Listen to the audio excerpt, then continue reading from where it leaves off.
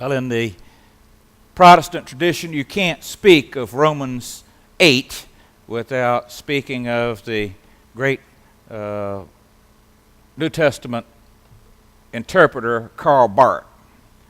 Karl Barth was a German Lutheran pastor, and he was praying for the recovery of the church and for renewal of the church and for revival in the church. And so he went back to the book of Romans, and he said, we'll find everything that we need there. Because it was written to the Romans, it was written to the rich people, it was written to the powerful people of the world. And after all, that's who we are. We live in this great nation that can do anything that we want. We have military power and political power and economic power. I know there are a lot of folks who are saying we're having terrible days. I'll get to that a little bit later in the sermon. But compared to the rest of the world, believe me, we are the Romans of the present day. We control so much of the world. 1/3 of the economic activity that goes on each day of the entire globe goes on within the United States of America. That's an incredible statistic if you think about it. 1/3 of all of the economic activity in the globe goes on in our country. We are the Romans. So he writes to the Romans and he says, well, you think you got it so good. Let me explain to you what it means to walk in faith. And we have 4 fabulous sections of this lesson today. The first is, all led by the Spirit are children of God, if children then heirs. We are now part of a new family. We have been adopted by God. We have been taken in to God's family. We will never be alone. This morning at the early service, we had one church member who had just gotten back from Kyrgyzstan. And I'm not sure I could point that out on a map. I know it's in there with Tajikistan and Afghanistan and the flattest of all the countries there, Pankakistan, as you may have heard.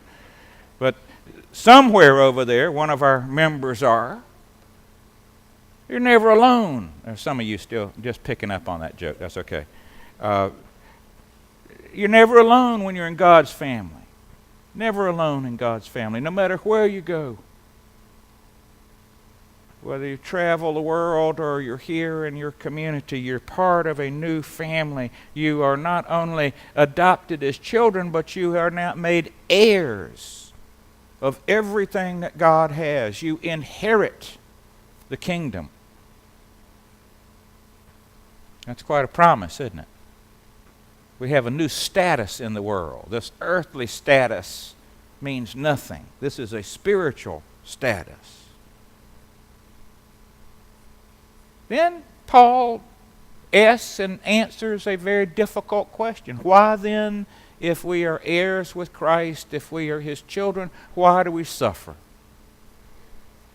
That's a deep and meaningful question. It's been asked since the beginning of time. I'm not a fan of suffering. I hate suffering. I've seen a lot of suffering in my life, both in individuals in the hospital and suffering in East Africa, where I did mission work.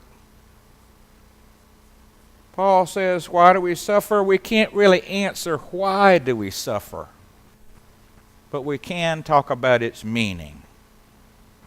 And we can say that the suffering of this world is not worth comparing to the glories that will come. The suffering in this world is nothing. It's just a moment compared to eternity with Christ, eternity with God. It has a meaning ultimately because it will not defeat us.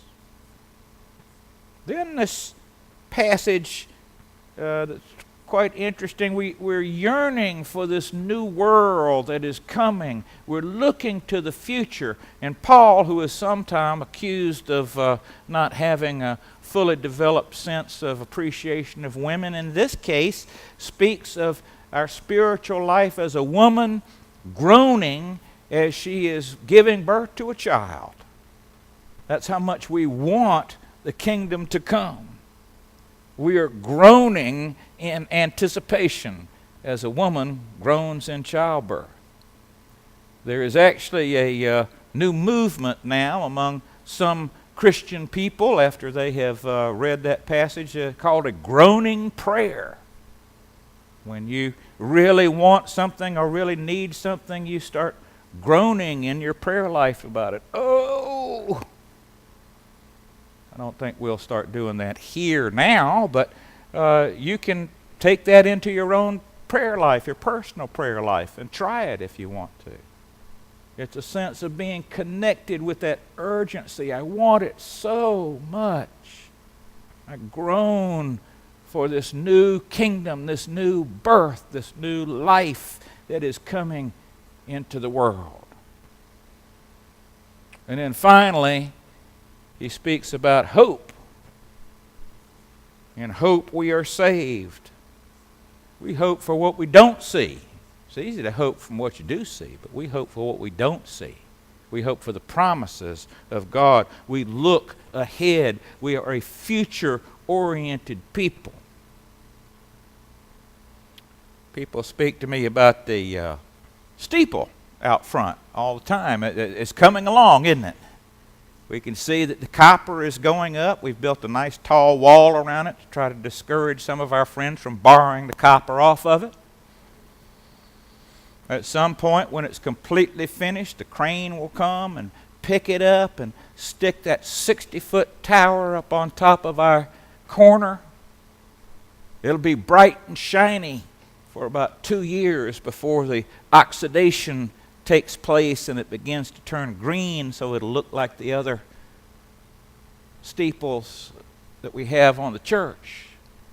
And I was thinking to myself the other day that maybe we will be telling, my generation will be telling our grandchildren and great-grandchildren as they walk up and look at it, oh, I remember when it was bright and shiny. I was there. While we put it up and it's bright and shiny, it'll reflect light all over downtown. Why do we do it? We do it for the glory of God. We do it because 100 years ago, the people who built this church had a vision for the future. We do it because Christians do things that last a long time. We make a difference in people's lives that last a long time. We make a difference in the community that lasts a long time. Life in the Spirit is a life of hope.